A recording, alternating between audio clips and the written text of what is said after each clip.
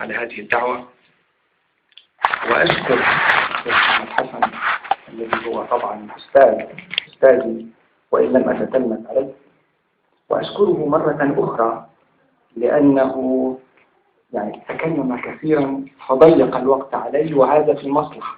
ليس لدي كلام كثير، لكن قبل أن أدخل في مسألة العلاقة بين اللغة والتراث أود أن أعبر عن شيئين. الشيء الأول فهو أن لغتنا العربية مسكينة، لو لم تكن مسكينة لما كان في احتفاليتها هذا العدد. في الوقت نفسه أنا لست خائفا على العربية الفصحى باقية، وكل الكلام الذي قاله الكلام العلمي والمؤصل والمرتب تاريخيا، والذي قاله مستشرقون وقاله عرب وقاله مصريون، كل هذا الكلام على الرغم من قيمته لا يعنيني. العربية كما قلت ستبقى لغة العلم ولغة الثقافة ولغة الهوية ولغة الأصالة. وسأضرب لكم مثلا أو مثلين. نحن اليوم نقرأ الكتب القديمة بثقافاتنا المتوسطة، بمعنى أن تلك الكتب التراثية التي تملك أوراقا صفراء ما زالت مقروءة. وأنا لدي شاهد كبير ليس في علوم اللغة وليس في علوم الأدب وليس في علوم التاريخ القريبة منا، إنما في لغة العلم الطب. نشرنا في معهد المخطوطات العربية كتابا اسمه مصالح الأبدان والأنفس لرجل من القرن الثالث الهجري، توفي سنة 321. هذا الكتاب كتاب في الطب وفي النسب، يجمع بين علمي الطب والنسب، وهو مقسوم إلى جزئين، جزء في طب البدن وجزء في طب النسب. وهو يكشف ربما لأول مرة في تاريخ العلم الإنساني تلك العلاقة الوثيقة بين الجسد والنفس، وأن كليهما يؤثر في الآخر. ليس هذا هو الشاهد، أنا لا أريد أن أدخل في المضمون، لكن أريد أن أستشهد بأن هذا الكتاب الذي كتب في الطب ليس الطب بالمعنى الفلسفي، إنما الطب بالمعنى التطبيقي، لأنه يتحدث سريريا. هذا الكتاب تقرأه اليوم وأنت في ثالثة إعدادي أو في المرحلة الثانوية، وتستطيع أن تفهم كل كلمة فيه، سواء على مستوى المعجم أو على مستوى التركيب أو التراكيب اللغوية. هذا الشاهد يدلنا على أن العربية باقية، وأنا لا أخاف من العامية. هذا شأن طبيعي. هناك لغتان حتى في العصر الجاهلي كان هناك لهجات وكان هناك لغة، كان هناك لهجات وهناك لغة. الخوف ليس من اللغات العامية، الخوف من الثقافة، الخوف من السوفت وير، من الرأس، يأتي من هنا. عندما تتغير تركيبة الرأس تتغير، تخاف على اللغة، إنما تخاف من الألفاظ، من الحروف، من التراكيب، لا تخشى منها. العربية باقية بأمرين. أما الأمر الأول فهو الدين، والدين أنا لا أقصد هنا العبادات، أنا أقصد هنا الرؤية، التفكير، الفلسفة التي انطلقت من هذه الثقافة واستطاعت أن تعيش 15 قرنا ما زالت باقية. ثم وهذا هو موضوع الحديث الذي سأحدثكم عنه، الذي هو التراث الباقي التراث الحي. تراثنا اليوم، تراث العربي الإسلامي، هو أضخم تراث ما زال حيا، أضخم تراث ما زال حيا.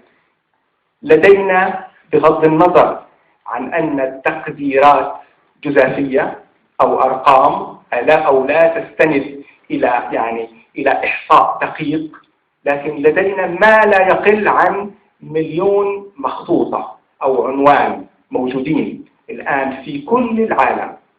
هذا 1,000,000، أنا أقصد العناوين لا النسخ، إنما النسخ هي أكثر من ذلك. المنشور منه قليل، هاتان الضمانتان، ضمانة الدين أو الرؤية أو الفكر الذي صنع الحضارة العربية الإسلامية، وضمانة هذا التراث الذي بقي في جوهره هو الثقافة، هو الذي نقصد به الآن الثقافة، الميراث أو الرصيد الذي وصل إلينا عبر الزمن. هذا الميراث أو الرصيد ليس رصيدا معرفيا فحسب، ليس رصيد علم، ليس رصيد معلومات بلغة اليوم، هو رصيد متنوع، رصيد قيمي نسبة إلى القيمة، ورصيد معرفي، ورصيد عقلي، ورصيد منهجي طريقة تفكير. كل هذا الرصيد ما زال حيا وموجودا، وأنا مطمئن كما قلت ما دام هذان العنصران موجودين. من وجهة نظري إن العلاقة بين اللغة والتراث أو الثقافة هي علاقة شديدة التشابك وشديدة التعقيد. اللغة هي التي تجدد الحياة العقلية للمجتمع أو للجماعة البشرية، تماما كما يقولون إن الشعر يعيد تخليق اللغة. الشعر يعيد تخليق اللغة، واللغة تعيد تخليق الحياة العقلية. والتراث المشترك هنا يعيد تخليق الحياة الحضارية. لا حضارة حقيقية بدون تراث، لأنه مع انعدام التراث، خاصة إذا كان في حجم تراثنا العربي الإسلامي، إذا كان بهذا الحجم،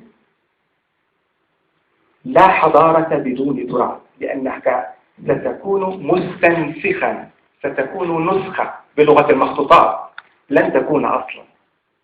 ودائما أنا أفرق وأنا أتحدث عن المخطوطات بين ما يسمى بالنص والنسخة، وأقول إن النص هو الثابت والنسخة هي المتحرك، وإن علينا لكي نصل إلى النص أن نمر عبر المتحرك. النص ينبغي أن يكون ثابتا، لذلك المحقق عندما يعمل يسعى إلى ما يسمى بالنص. النص قد لا يكون موجودا في نسخة من النسخ العشرة التي اعتمد عليها، هو الذي سيصنع النص. نحن من خلال التراث نستطيع أن نصنع ما يسمى بالنص، والنص هنا في هذا السياق، في سياق اللغة وفي سياق التراث، هو نحن. هل سنستطيع أن نصل إلى هذا النص؟ ذلك مرهون بنا نحن. اللغة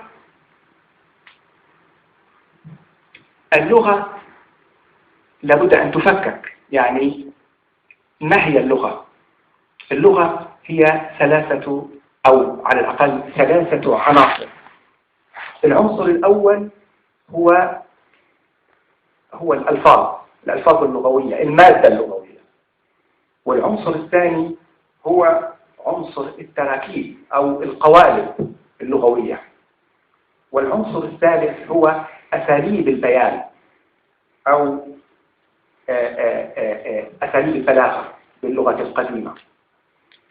هذه العناصر أيضا كما قلت في البداية هي ليست مجرد حروف ولا مجرد تراكيب ولا مجرد طرق في التعبير، إنما هي طرق للتفكير. من هنا تأتي أهمية اللغة. نحن نتكلم دائما عن اللغة على أنها مرئية، والحقيقة إنها هي أبعد من ذلك. هي تقبع في العقل داخله، يعني طريقة تفكير. لذلك التخلي عن اللغة ليس تخلي عن اللسان، يعني ليس تخلي عن ألفاظ تنطق بها أو تراكيب، إنما هو تخلي عن طرق تفكير. ولذلك هذا ينقلني نقلة لأحقق الربط بين اللغة وبين التراث. التراث الذي أتكلم عنه والذي له علاقة بالموضوع ليس نوعا واحدا. الآن التراث أنواع. هناك بحسب تصنيف اليونسكو ما يسمى بالتراث المادي، وهناك ما يسمى بالتراث غير المادي وتحته عناصر، وهناك التراث الوثائقي نسبة إلى الوثيقة وتحته أو جزء منه المخطوطات. نحن لدينا إذن 3 أنواع من التراث بتفصيلات تحت كل منها. شوف، نحن دائما الضعيف كما قال ابن خلدون مولع بتقليد الغالب، حتى عندما قسموا التراث قسموه تقسيمات من وجهة نظرهم فاتبعناه.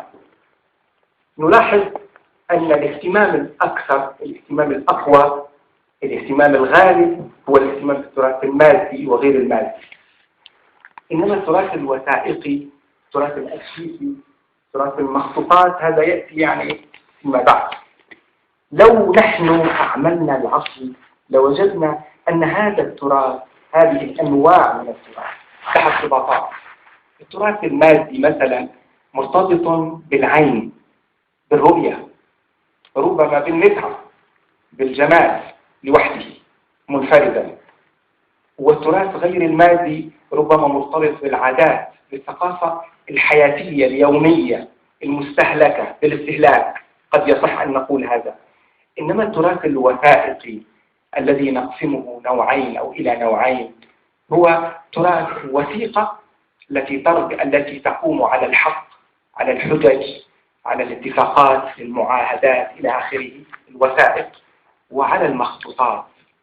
المخطوطات هذه هي التي ترتبط بالعقل لأنها ناتجة عنه، وهذه هي أعلى أنواع التراث. إلا إذا كنا سنجادل في مسألة من الأولى، العقل أم اليد أم العين. العقل هو الأهم، والعقل هو الذي أنتج هذه المخطوطات أو هذا التراث الذي هو الحضارة. يعني عندما نحاسب، عندما يقيم العرب والمسلمون يقيمون بالحضارة، بإسهامهم في الحضارة الإنسانية. الحضارة الإنسانية هذه هي المخطوطات.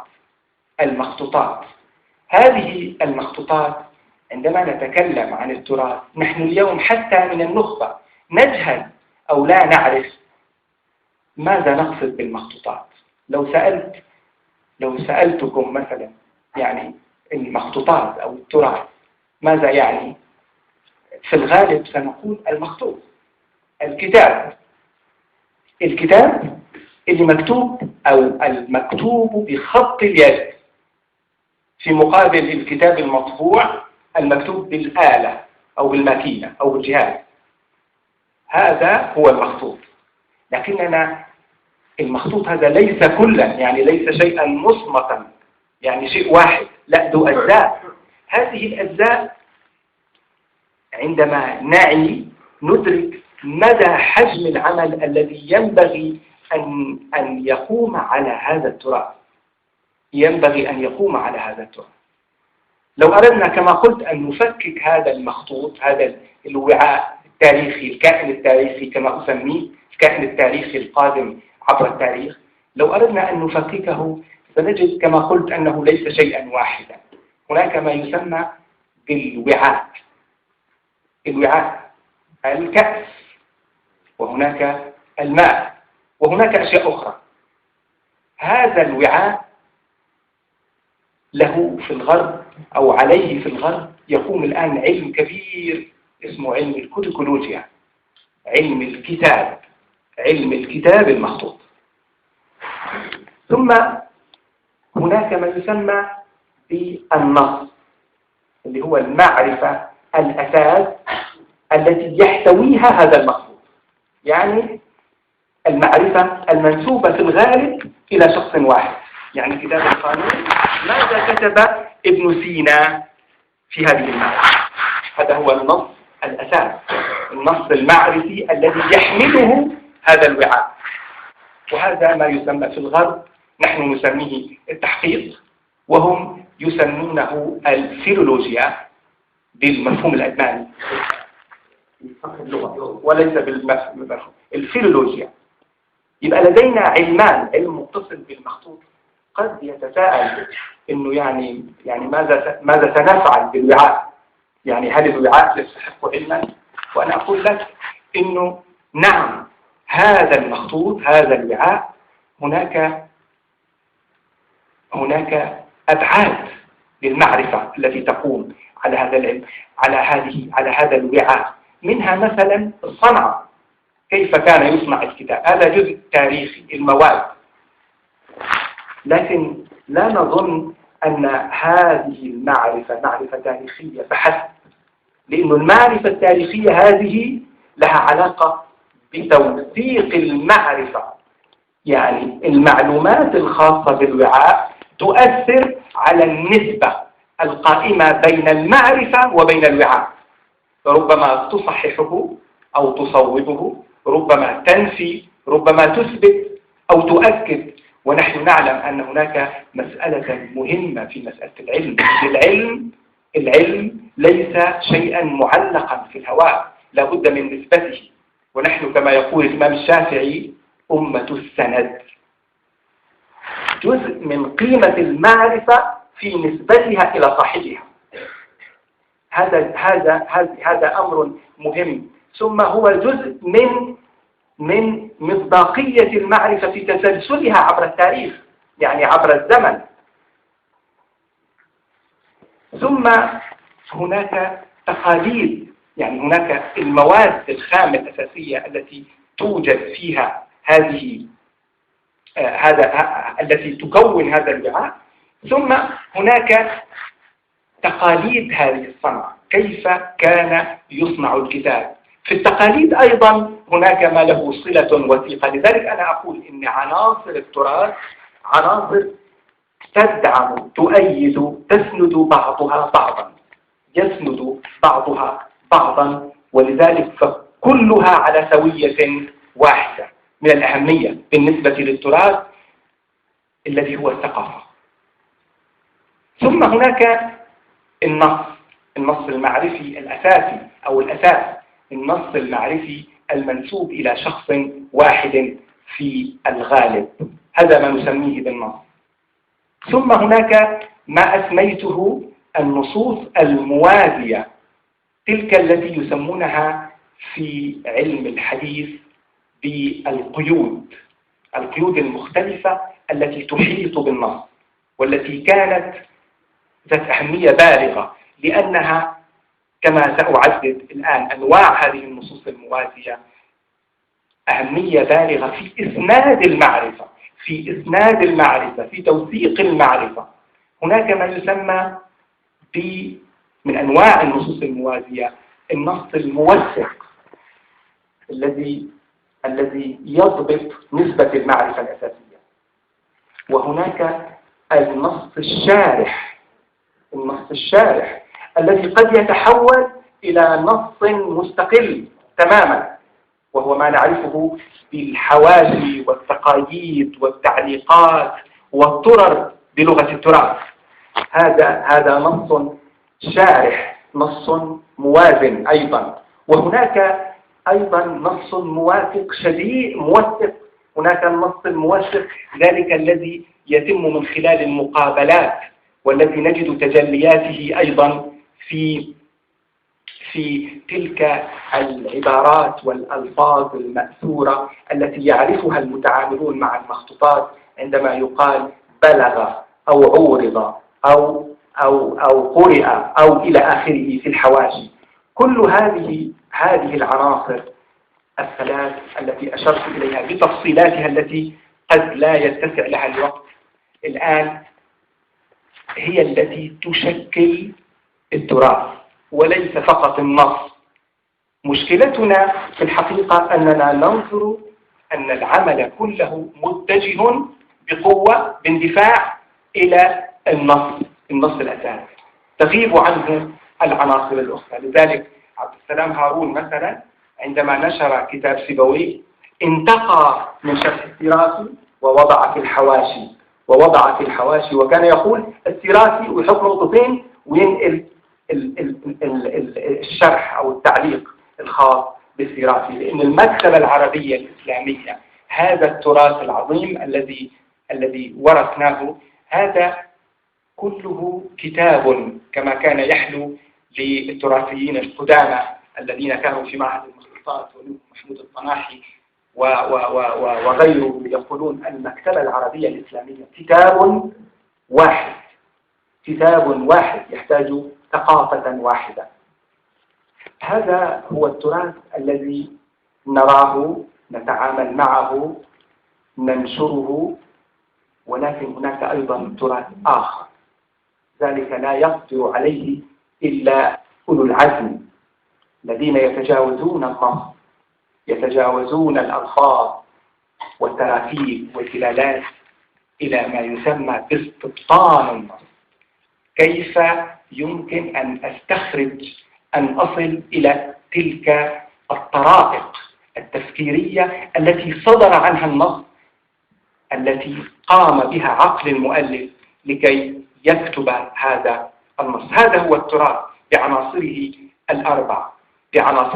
مشكلتنا اليوم في التراث أننا ندور في فلك النص تحقيقا ونشرا، ومع ذلك لم نصل إلى الغاية فيه، إنما نهمل العناصر الأخرى. حركة التراث لا ينبغي أن تنصرف فقط إلى نشر النصوص، هناك ما هو أعلى، هناك التحقيق يعني الفهم، لأنه لا تحقيق إلا بعد فهم. ثم هناك المرحلة العالية اللي هي التوظيف، اللي هي الاستثمار، اللي هي البناء.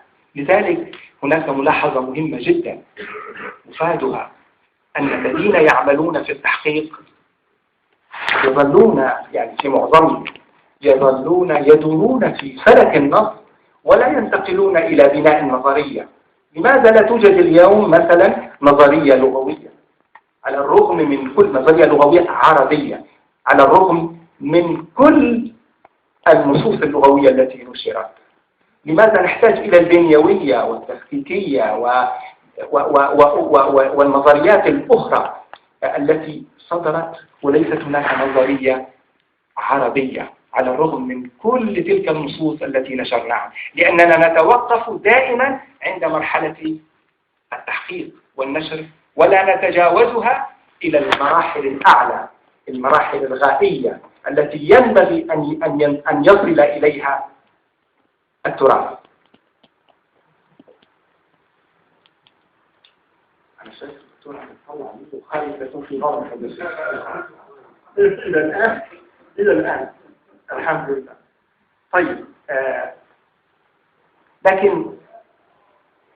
لكن في مشكلة الحقيقة في التراث، وهذه نقطة مهمة الآن في اليوم العالمي للغة العربية، إنه هناك خلط بين المقدس والبشري، بين المقدس والإنسان، بين القرآن والسنة باعتبارهما نصين مقدسين، وبين التراث الإنساني، بين التراث الذي أنتجته عقول الرجال والنساء، حتى لا يزعل النساء، يعني بالمعنى الإنساني. هذا الخلط هو سبب المشكل في التعامل مع النص، هو سبب الإشكال في كسر حاجز الرهبة من النص أمام النص تجاه النص. هذا الحاجز لابد أن يكون مكسورا، لأن النص الذي ألفه سيبويه قابل للمساءلة وقابل للنقاش، نص بشري ليس كالنص القرآني أو كالنص الحديثي. هناك نحن أمام النص القرآني والنص الحديثي أمام مهمة التفسير باعتبارنا مسلمين، يعني مهمة التفسير. إنما مع النصوص الأخرى التراث على حقيقته، التراث الذي أنتجه علماؤنا الأقدمون، نحن أمام مهمة المساءلة، التأويل، النقد والحذف والزيادة والإضافة والبناء. كل هذه العمليات العقلية مطلوبة، بدليل أنهم سألوا من قبلهم، أنهم لم يأخذوا بما قاله السابقون عليهم في كل قرن أو في كل مرحلة زمنية، سألوه وناقشوه واختلفوا معه وأولوه عندما تعذر عليهم الأمر واتفقوا في الفكرة الأساسية. إذن نحن أمام التراث اليوم أمام مهمة القراءة. هناك قراءات للتراث، هذه القراءات للتراث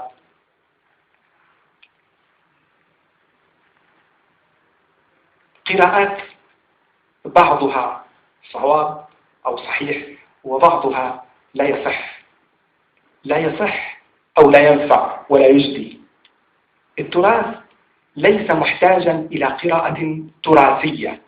القراءة التي تبدأ من التراث وتنتهي به التي نسميها القراءة التراثية للتراث التي تدور في فلك السابق، هذه ليست قراءة نافعة. هذه تجعلنا كما أقول دائما نعيش في التراث، والمطلوب أن يعيش التراث فينا.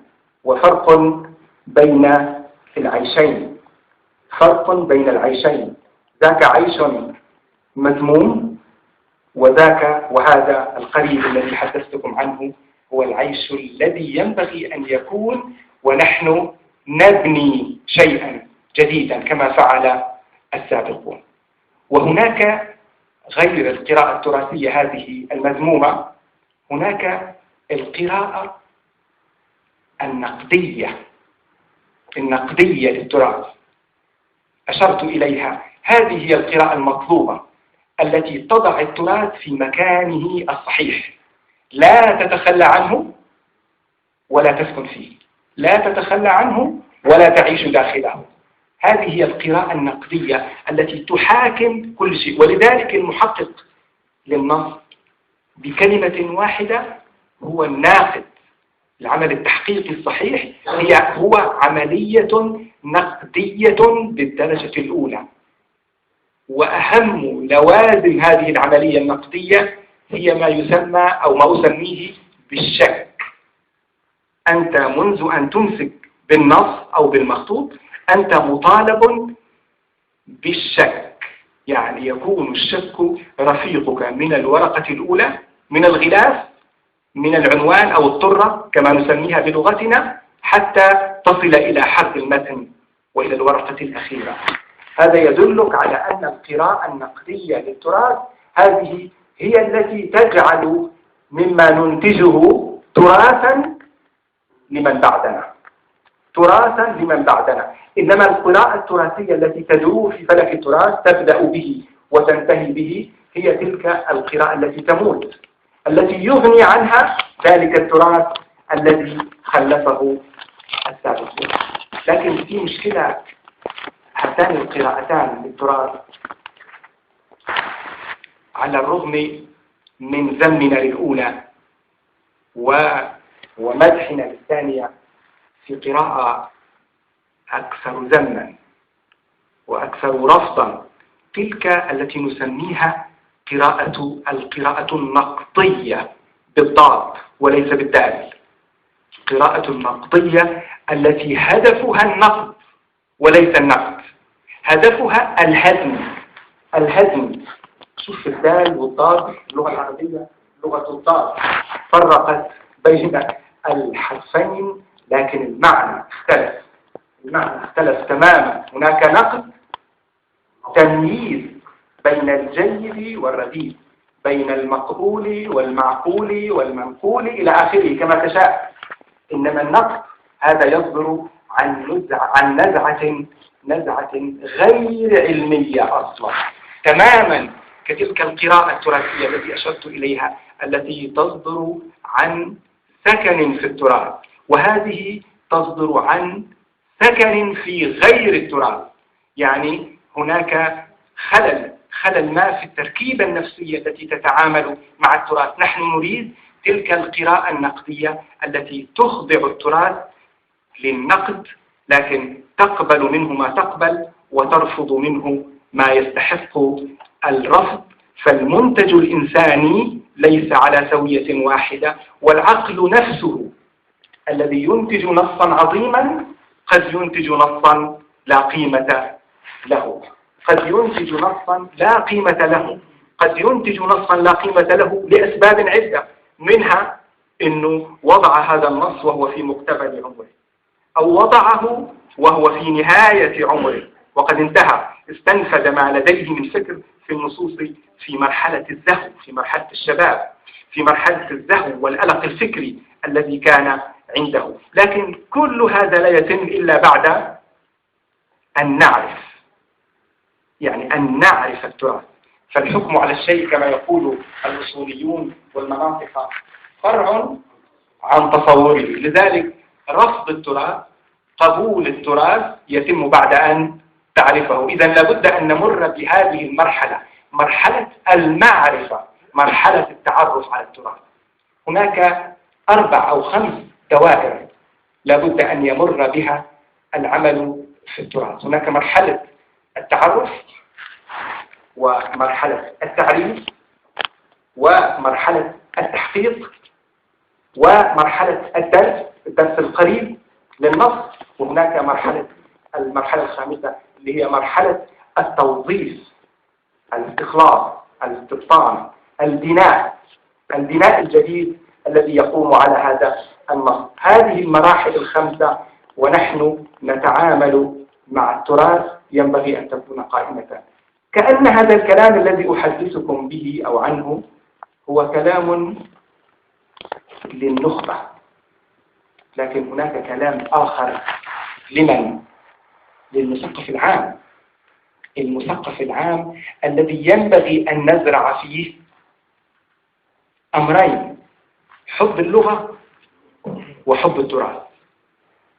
حب اللغة وحب التراث، هذا هو الطابع أو البعد الوجداني للمسألة، البعد الوجداني للمسألة. لابد أن يكون هذا حاضرا. للأسف أن التراث حتى اليوم يدور في القاعات المغلقة بين النخبة، أولئك الذين يعملون في الدراسات العليا ويضطرون اضطرارا إلى التعامل مع التراث. إنما ما قبل ذلك هو يعرف ما كتبه الأستاذ في الجامعة عن هذه المسألة، لكنه لا يعرف التراث، لا يعرف التراث. وهذه هي المشكلة. من أين تأتي المشكلة؟ المشكلة في أن هذا التراث ينبغي أن يكون جزءا من الوعي عند الناس العاديين. لذلك في المعهد هذا العام أقمنا يوم بالمخطوط العربي، وسنجعل هناك أياما في البلاد العربية لما أسميناه بالمخطوط العربي، لأننا ندرك أن هذا المخطوط هو جزء من المكون الثقافي الحقيقي الذي يعطي لنا وجهنا وخصوصيتنا، ونستطيع من خلاله أن لا نكون مستنسخين ولا مشوهين ولا صورا إلى آخره. المشكلة الحقيقية أيضا عندما ينتهي الوقت سورة الحق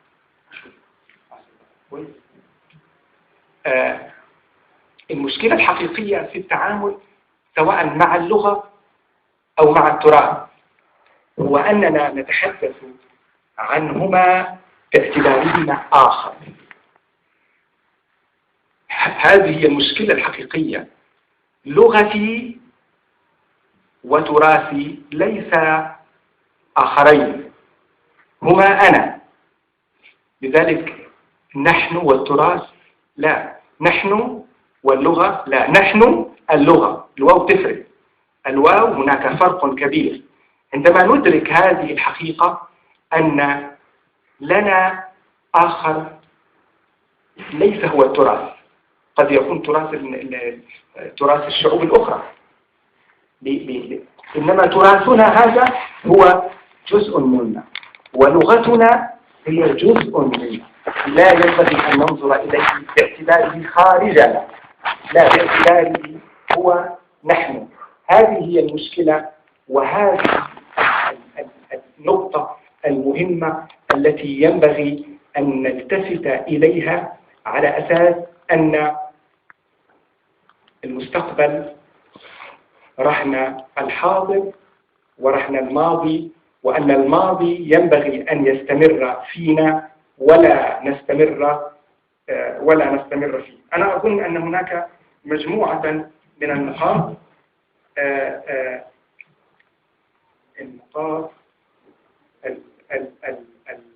المشكلة التي سأختم بها هي أنه دائما العقل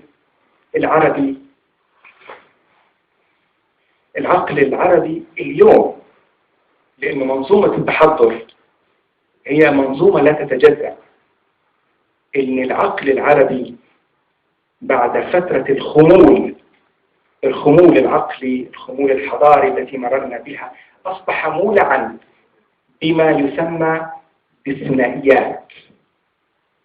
أنا وأنت، أنا واللغة، أنا والتراث، الأصالة والمعاصرة، الدنيا والآخرة، الشرق والغرب، الدين والعلم.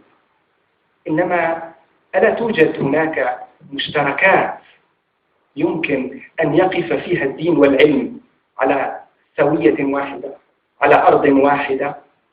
ألا يمكن أن تكون الدنيا والآخرة على نفس الدرجة من الأهمية؟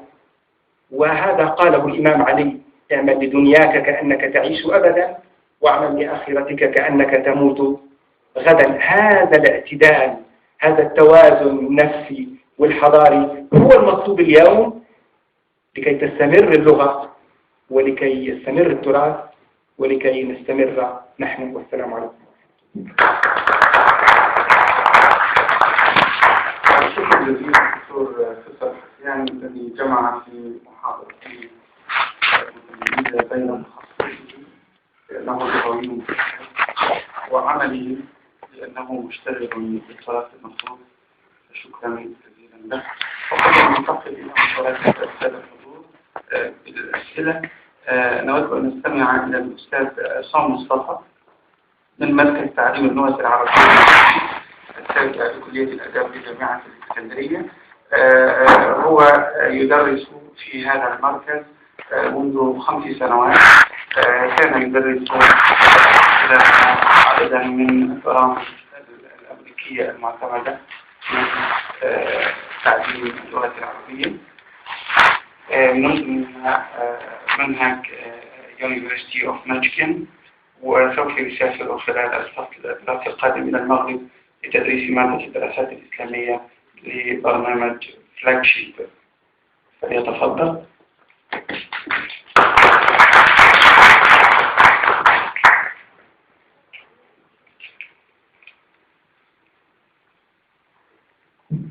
شكرا أستاذي الكريم.